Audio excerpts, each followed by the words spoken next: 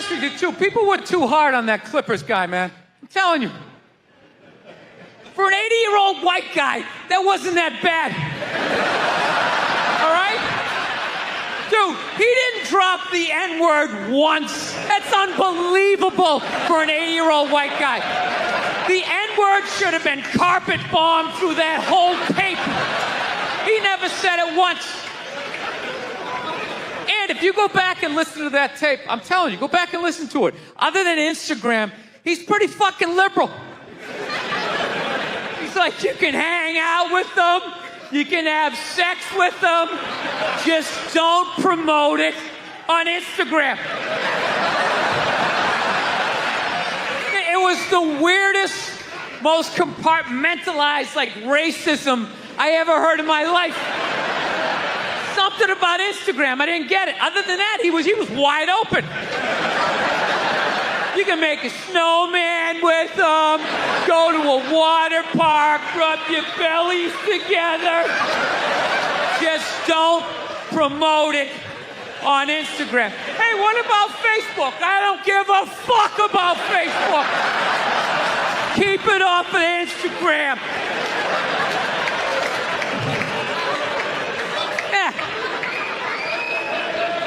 Dude, you understand? The guy's 80 years old. Do the math. This dude was born in 1934. That's 13 years before Jackie Robinson broke the color barrier. First 12 and a half years of this guy's life, he watched all-white baseball, and it was fine. First 12 and a half years. Up next, Whitey Willoughby. There's a line shot out to Peter Peckerwood. What a catch! Unbelievable into Chris Cracker. What a great day. What a great day for a ball game. White baseball, white players. Dude, his parents were part of the generation that finished off the genocide of the Native Americans. All right? That's who taught him his ABCs. Telling you, you can live too long.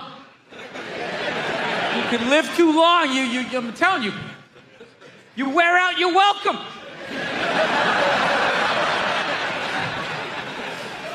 I swear to God, this fucking guy, I bet in the 1940s he was considered like a hippie. You know? Just walking around, hey, you can hang out with them, you can have sex with them, man, you know? His dad's getting all pissed off. Let me tell you something, see? You stay with your own. Hey, you stay with your own.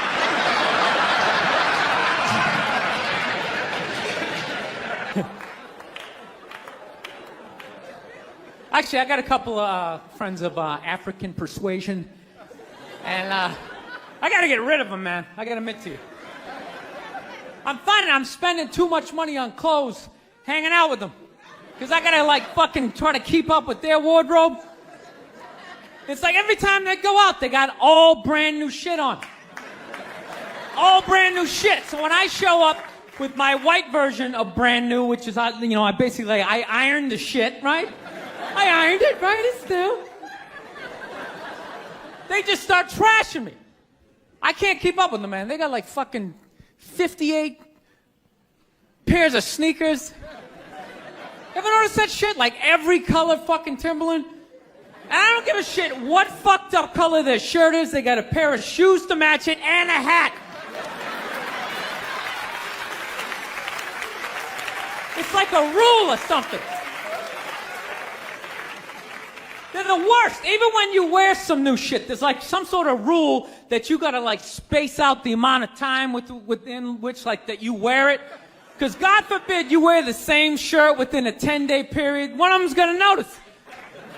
So all of a sudden just look at you funny like, this motherfucker's got the same shit he had on last Tuesday. And then the whole car's like, oh shit! Then everybody just starts making fun of your fucking clothes. First they do the math, like, what was that, 5 days ago? 5 days? This motherfucker got 5 shirts! He got 5 shirts!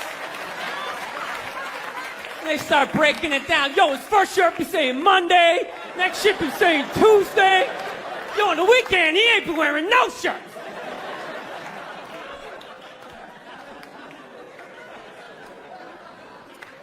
I'll tell you, it's actually funny. You know what? That's actually how I judge black guys now. When I first came to the city, like, all black people scared me. No, I was like the typical white dude from like the suburbs, you know what I mean? Had no frame of reference, you know? So my only frame of reference with black people was like, remember those early 90s gangster rap videos? Throw the fucking LA riots in there, man. It was fucking horrible PR. I'm watching the videos, so he's got a nice car, he's got all the women, and he's still fucking mad. These black dudes are never happy. But after 10 years of living in the city, this is how I narrow it down. Whether a black dude scares me or not. Black dudes with dirty sneakers scare the fucking shit out of me. No. I figured out in my head, because I know from hanging out with them, that's the last shit that they're gonna let go. The immediate shit that they have on. So I think, you know, if his sneakers are fucked up, that means his life is fucked up. Every time he leaves his building, the whole neighborhood, oh, shit! Everyone starts making fun of him. He's on the train in a bad mood. I kind of have this howdy-doody, kind of mug-me kind of face. I'm not saying something's gonna happen, I'm just saying, I'm paying attention. So I've been seeing this girl recently, this black girl, right? She lives up in Harlem, you know, gone out like 3-4 times, you know. First time we hung out in like the Village area in New York, you know, which is sort of like a racially mixed area. So shit was cool, you know what I mean? Second time we hung out was more like Midtown, you know. Then the third time, she called me at like 3:30 in the morning, and she wanted me to come up to her apartment, right? So it's 3:30 in the morning, she lives in Harlem, I look how I look, so it's a fucking situation.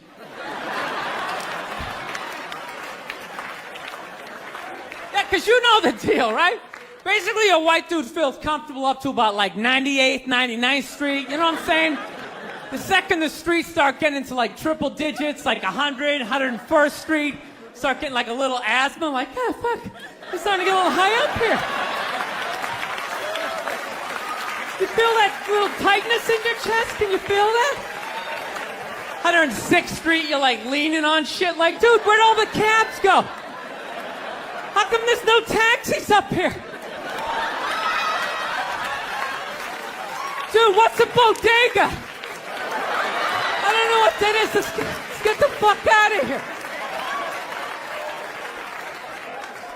So I'm praying to God she's going to tell me to take the subway, get off at like 105th Street, 103rd, you know, which is like the first stop in Harlem where I can still look over my shoulder and see like all the white people like disappearing over the horizon, you know? But she goes, no, man, you want to get on the Uptown 2-3 train, you want to get off at 125th Street. I'm like, God, fuck, 125th Street. Jesus Christ, that's like right in the middle of everything. I'm going to be surrounded on all four sides. I can't fucking do this.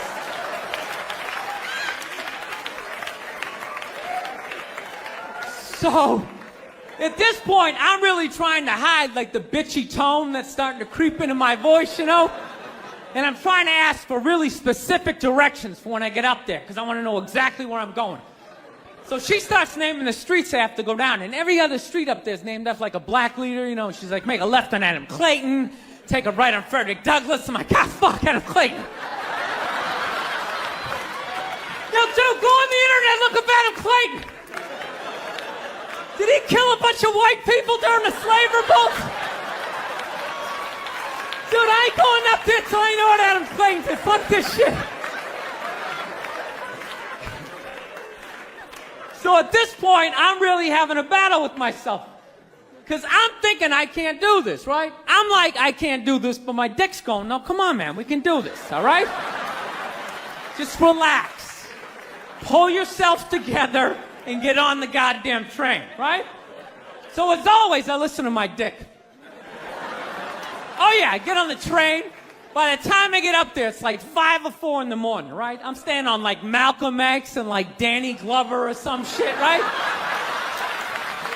I don't even know where the hell I'm at. But I see the street I want to go up. I want to go up St. Nick. I can literally see her apartment building. But there's like 5 or 6 black dudes standing right on the corner, right where I want to walk by. So I'm like, fuck! Felt like I was on like some reality show at that point, like some sort of like white guy survivor. It was ridiculous. So I'm thinking, I gotta walk right by these guys, right? You know what's funny? I think that they were actually more surprised to see me than I was scared, you know? And I was really, really scared, you know? But I'm also really, really white, you know?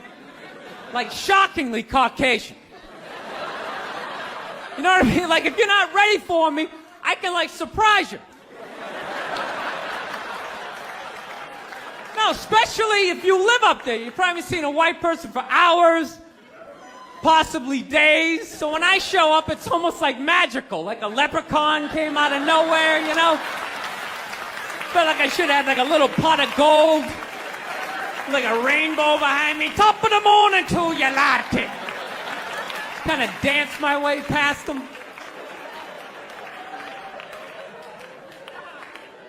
But it's been going all right, you know? Once I get in her apartment, I'm fine, you know? I relax, sit down, you know, watch a hip-hop countdown. Pretend like I know the groups, you know what I mean? It's just getting there that's a fucking pain in the ass. But, you know, I don't get mad at it, because I figure, you know, black dudes got to go through the same shit, though, right? When you go out to the suburbs, go fuck a white girl, right? Just that same awful feeling of just leaving your people behind, you know, just less and less of you as you're fucking driving out there. Probably start off lean and you're all fucking cool. 20 minutes in, you're driving like 10 and 2, the radio's off. Like, dude, I don't like this shit. I don't like this shit at all. There's too much grass, I don't see any rims. This is fucked up. None of the windows are tinted. I can clearly see white people in every car. This is fucked up. Listen, you guys were awesome. Thank you so much for coming out. South, man, I had a real weird experience last time I came down here. I was in Nashville, right? Sort of an awkward social situation, right? I'm sitting at this bar. There's this white dude sitting like 2 stools away. I don't know him. He doesn't know me. And that's... Thank you so much. Thank you. I am so excited to be here. I've been doing stand-up forever. And this has always been a lifelong dream of mine to come here and host Saturday Night Live. So thank you so much for coming out. Coming out during these difficult times. You guys all look like surgeons with your masks on. Makes me feel comfortable that you're wearing masks. I like people who wear masks. That's good. You're listening to the eggheads. The people we all cheated off of in high school, right? Keep listening to them. And then if you don't wear a mask, that doesn't bug me either, right? Take out your grandparents, you know? Take out your weak cousin with the asthma. I don't care. It's your decision. There's too many people. It's a dream come true. If you're that dumb, and you want to kill your own family members, by all means do it. Stops you from reproducing. It's literally a dream come true. And speaking of dreams come true, did you see Rick Moranis got sucker punched on the Upper West Side? New York is back, baby! New York is back! Yes! We lost our edge there for a minute. City started looking like a giant Bed Bath & Beyond, and then bam! Oh, Ricky took one in the chops. It had to happen. That's what happens when you stick an M&M store in Times Square. All right? The universe has to balance itself. Get the peep shows back in Times Square. Old people can walk safely 40 blocks away.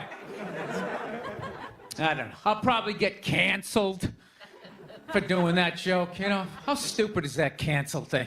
They're literally running out of people to cancel. They're going after dead people now. They're trying to cancel John Wayne.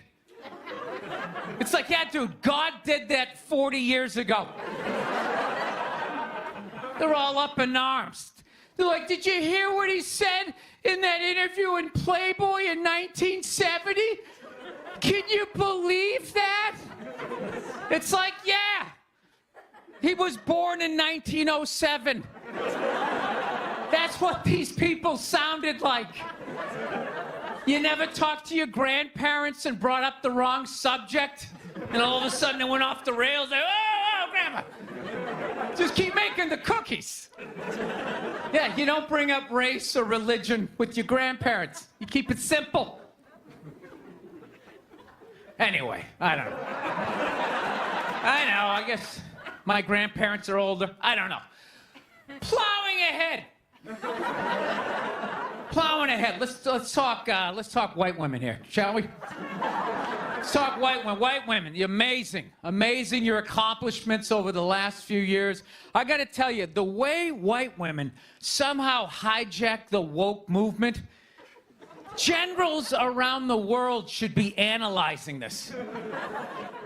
Just to refresh your memory, the woke movement was supposed to be about people of color not getting opportunities, the at-bats that they deserved, finally making that happen. And it was about that for about 8 seconds.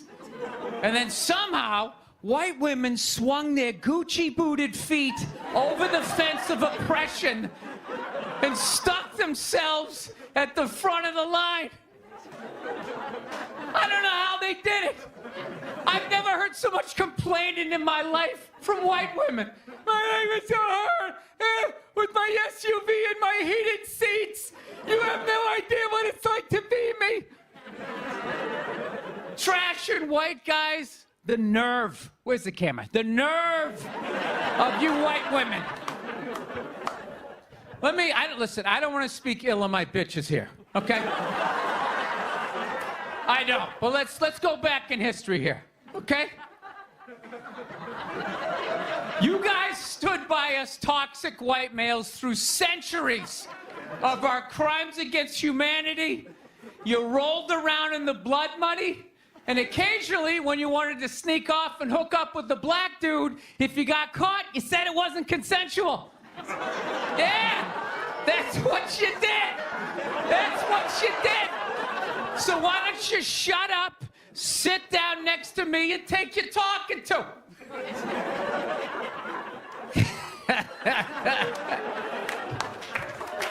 Thank you. So, I haven't been in New York for about a year. You know, I was here last year. I was shooting a movie. Had a great time with Judd Apatow, Pete Davidson, and all the guys. Yeah, had a great time. And I hadn't been here in like 13 years, and I immediately noticed how extra crowded the city was. And I was getting all claustrophobic. I'm like, what's going on? How much of people not using safe sex and making all these babies, you know? So I finally walked up to this old New York door guy, and I was just like, dude, what's going on? What's with all these people here? And he was just like, oh, no, don't worry. He goes, it's June. He goes, it's Pride Month. And I'm like, what's that? You know, I'm 52. I never heard of it, right? They didn't have that when I was a kid. He goes, oh, it's Gay Pride Month. And I was just like, oh. Dude, you know when you're just like stuck in the Matrix and you just can't, everything's just pressed up, you can't see anything, and then somebody gives you that little nugget of information that just pulls it back? It's like, why is it so crowded? It's Gay Pride Month. Ah, tank tops. 0% body fat. 2 guys kissing. Rainbow flags. Ah! I didn't know that. That's what I learned. The month of June is Gay Pride Month. That's a little long, don't you think? For a group of people that were never enslaved.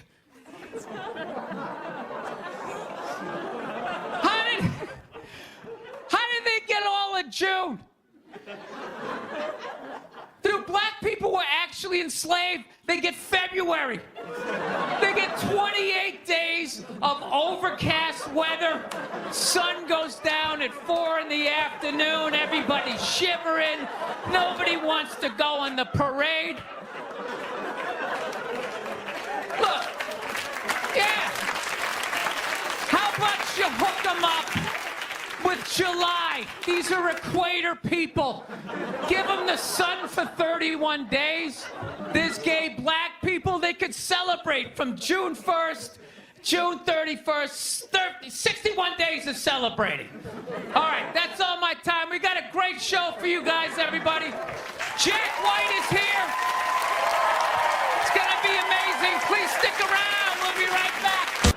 I saw a woman a couple months back, professional soccer player, right? She goes on to ESPN or one of these sports channels, and she starts bitching, going like, I don't understand, how come female athletes don't make as much as male professional athletes, right? And all of these men had to sit there and act like they didn't know what the answer was. They had to sit there like dumbfounded, like, oh, I don't know. Why is that? That is a conundrum. I have no idea. Literally, I'm sitting at home screaming at the TV because you don't sell any fucking tickets. Nobody is going to women's soccer games. You're playing in a 20,000 seat arena. 1,500 people show up. That's not a good night. The promoter lost his fucking ass on that gig. I'm not saying no professional female athletes, Serena Williams, the women in the UFC, you know, but nobody's watching your fucking sport. And then you're gonna come and you're gonna get mad at fucking men. They keep doing that shit. Why are you yelling at us? It's not our fucking job. It's not my fucking job to give a fuck about women's soccer, okay? I have men's sport to pay attention to. It's your bullshit, right? Dude, look at the WNBA. Dude, nobody in the WNBA got COVID. Nobody. They've been playing in front of 300 to 400 people a night for a quarter of a century. Not to mention, it's a male-subsidized league. We gave you a fucking league. None of you showed up. Where are all the feminists? That place should be packed with feminists. Faces painted, wearing jerseys, flashing their titties. Going fucking nuts like the guys do in the upper deck with their big beard titties. Am I on the Jumbotron? Am I doing it? Like people in the stands. I mean, that's just like what's entertainment for me now, you know? I like that Jimmy the Greek moment that happens in sports, you know? Like once every 4 or 5 years, you know that? Like some 50, 55-year-old white dude tries to explain why black people are kicking the shit out of white people in practically every major sport, you know? And it always goes down the same way, right? There's always like 3 white dudes, and the one white dude in the middle, he's always like the guy with like the theory. You know, he's always, you know, it seems these African-American athletes, they seem to have this quick twitch muscle fiber. You know, there's slow twitch, and there's this quick twitch. And the second the dude says that, like the other 2 white dudes start like sliding out of frame, like, okay, this guy's getting fired, and I'm not going to be part of this highlight. Nice knowing you, Ned. Keep that seat warm, right? And the dude in the middle, he's just like hell-bent on getting fired. You know, he starts like bringing up slavery. And evidently they were breeding the strongest man with the strongest woman and that quick twitch. And literally 20 minutes later, that dude's on TV. He's like fired, right? He's crying. His family's standing there. He's got like a box of shit from his desk with like an Emmy sticking out. He's like, I don't know what I said. I was just talking about the quick twitch and the slow twitch. And I wasn't just trying to make a point. No, I love that. I love seeing people mess up their careers like that. It's just funny to me. Plus, I gotta admit, as a white dude, on some level, I have to believe in that theory, because it's like, are white dudes that bad at basketball?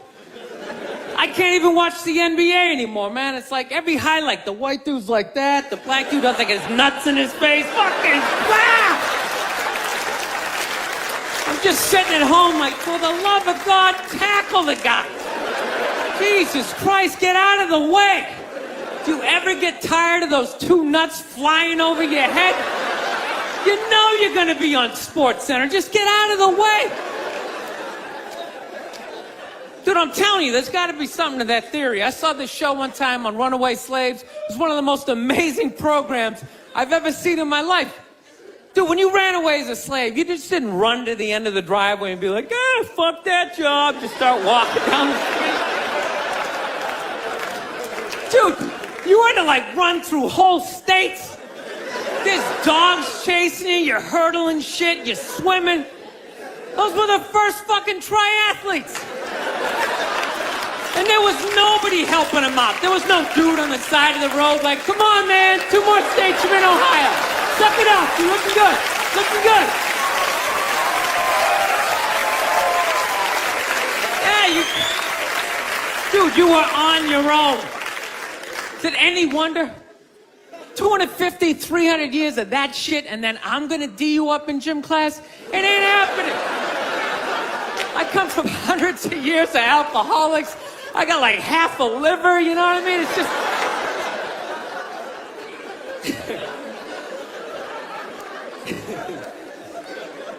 You know what's funny to me about that stuff? You can't even like, I obviously know that theory's crazy, but it's just like, you can't even bring up how well black people are doing in sports. Everybody gets all weird about it, which I don't understand, because it's like a compliment, Like, feel how weird it is right now. I just brought that shit up all of a sudden. I'm saying something good, right?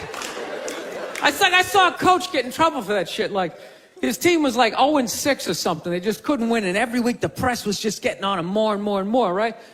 And the dude, he was just like flustered, and he had like a moment of honesty. They were like, why can't you guys win a game? He's like, I don't know, the offense isn't getting it done, defense, too slow, and it just run out. I'm telling you, we gotta get some more black guys in this team, because I'm telling you, it's just not. And immediately, everybody's like, what? Everyone started freaking out like they had no idea what this dude was talking about. It's like, are you watching SportsCenter? Or do you see the Olympics? Like, I love the 100-meter dash, right? There's always like 9 black dudes and that one token white guy in like lane 8. And I'm just sitting there going, come on, man, one time. Just one time, just win the bronze, just do what you gotta do. And the white dude always stays with him till like the first turn, then he like fucking blows out his hammy. Those other 8 black dudes are like... Where's that white dude the next Olympics? He's like up in the broadcast booth, his career's over. He's like a commentator. Yeah, it's gonna be a great race. Still can't feel my fucking toes, but I'm telling you. No, I don't get it. It's like a compliment. We're saying you're fast. That's a good thing, right? People start all freaking out. Oh, you're acting like that's all we can do. You're saying we can't be scientists. No, we're not. All we're saying is if there was a race to the microscopes, you fuckers would win. We're just saying that you're fast. You get there first. Your lab coat would be flapping in the wind. I'd get there like 3 minutes later, all cramped up. Are you looking at bacteria? No, you go first. You just go first. Jesus Christ. That was a Volvo. The guy ran by a Volvo in street shoes. I've never seen that before in my life. No, I get into those arguments all the time. All the time. Friends of mine will be like, well, how come anytime a black athlete does something, they say it's an athletic move? Anytime a white athlete does it, they say it's an intelligent move. And it's like, well, fair enough, man. It just depends on what you're doing. You know what I mean? It's like, if you read a defense, white or black, that's an intelligent move, right? But if you take off from the foul line, jump over 9 other dudes and throw the shit down, those other 9 guys aren't standing there like, fuck, why didn't I think of that shit? Here I am dribbling around, guys. I think that's some superhero shit. She had like a cape flapping in the wind with a big S on your chest.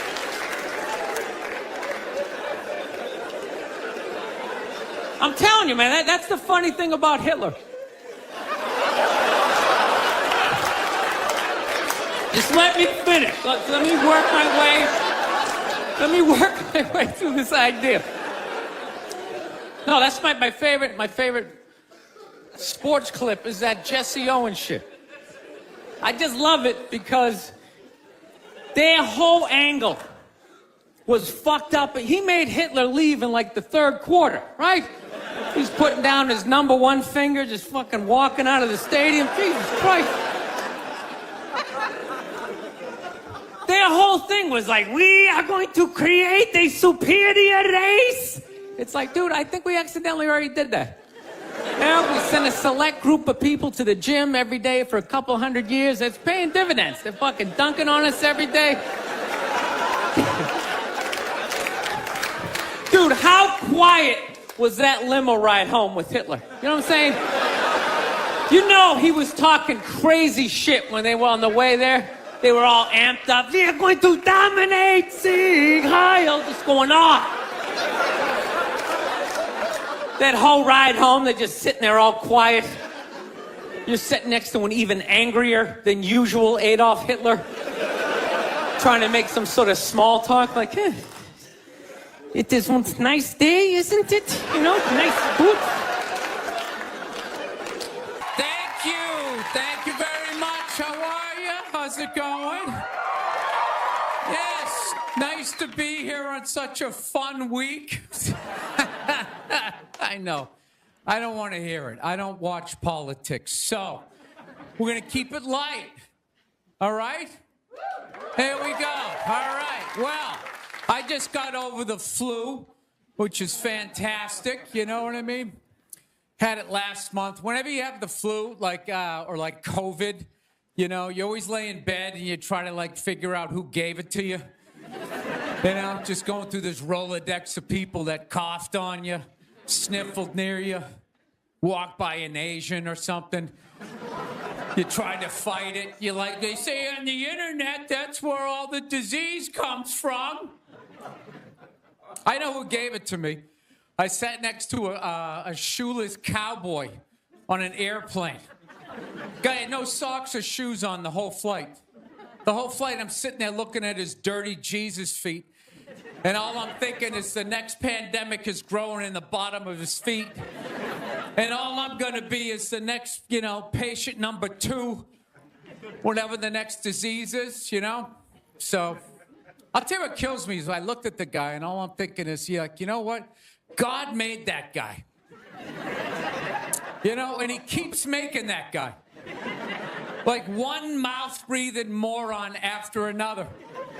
Yet we still go to church on Sunday, and what do? We praise him. When is the constructive criticism coming? Like, dude, when's the last time you made a Gandhi? Somebody empathetic, you know? So, my problem is I didn't get the flu shot, you know? I'm old school. I kind of still do the vaccine thing, you know? I know, some people like it, some people don't, you know? I don't know. It's a weird thing, though. If you get it, what do? You side with the evil pharmaceutical companies. You know, if you don't, then you're aligned with people who don't wear shoes on an airplane. All right, let's get to what you all want to talk about. All right, ladies, you're 0-2 against this guy. 0-2. All right, but you learn more from your losses than your wins. So, let's get into the game tape. All right, ladies, enough with the pantsuit. Okay, it's not working. Stop trying to have respect for yourselves. You don't win the office. Like on policy, you know? You gotta whore it up a little.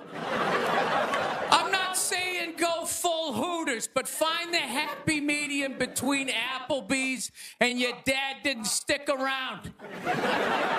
All right? You all know how to get a free drink. Okay? And I know, listen, I know a lot of ugly women, feminists, don't want to hear this message. But just tease them a little bit. Make a farmer feel like he's got a shot.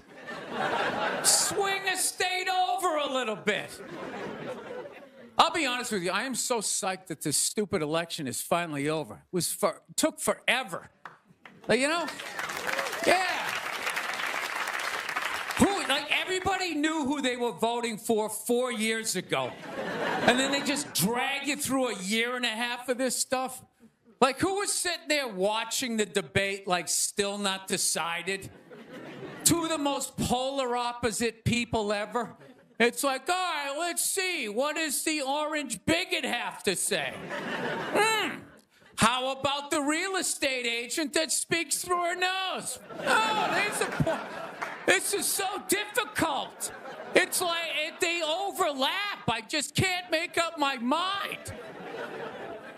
I'll be honest with you. I can't believe Trump didn't win this thing 4 months ago. I know that's weird for younger people to hear, but when I was a kid, if you were running for president and you got shot and you didn't die, that was the end of the election. There was nothing you could say, right? Everybody would just be like, this guy's the man. He is the king. I don't know. I'll be honest with you. I think the number one reason Trump survived is all those herky-jerky movements that he does. You just can't nail the guy down. I gotta be honest, the guy is a lunatic. He literally got shot and immediately jumped back up and started yelling in the direction the bullets were coming from, unarmed. That's not a sane human being. I would have been on the ground crying in the fetal position, all right, give me the truck. I don't want this job anymore. Just tell her she won. Tell her she won. But Trump's got all those weird, coming out. I think the guy couldn't get a bead on him, And right as he pulled the trigger, Trump was just and Sleepy Joe, and the bullet went by his head.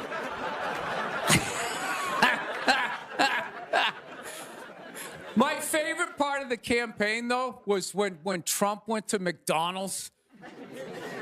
Wasn't that amazing? That's the only time I've ever seen that guy truly happy.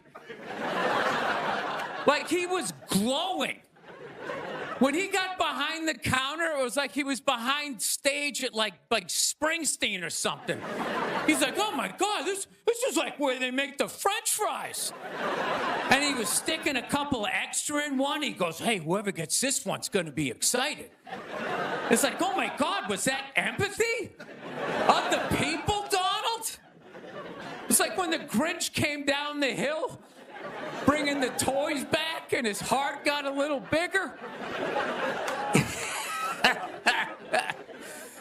All right, we'll end on something nice here. I fell asleep the other night. You ever fall asleep watching TV? You leave it on, and you wake up at 3 in the morning, and whatever you're watching makes you feel like you're still dreaming. Yeah, I woke up at 3 in the morning. I swear to God, Shaquille O'Neal was selling me printer ink. Standing there 7 feet tall. Hi, I'm Shaquille O'Neal. Are you paying too much money for your printer ink?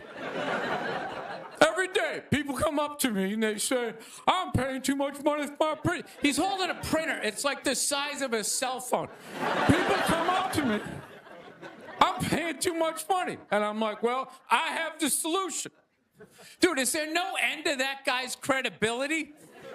I thought when he was selling Buicks, that was the end of it. It's laying in that little car, the mid-sized Buick Century. This is the most comfortable car I have ever been in. He's got one foot out one window, the other foot out the other. If I was regular size, this is the car I would buy. It blows my mind. Doesn't he even have $1 billion at this point? It's why are you still working? Take a weekend off, you 9-foot whore. Give somebody else a chance. All right.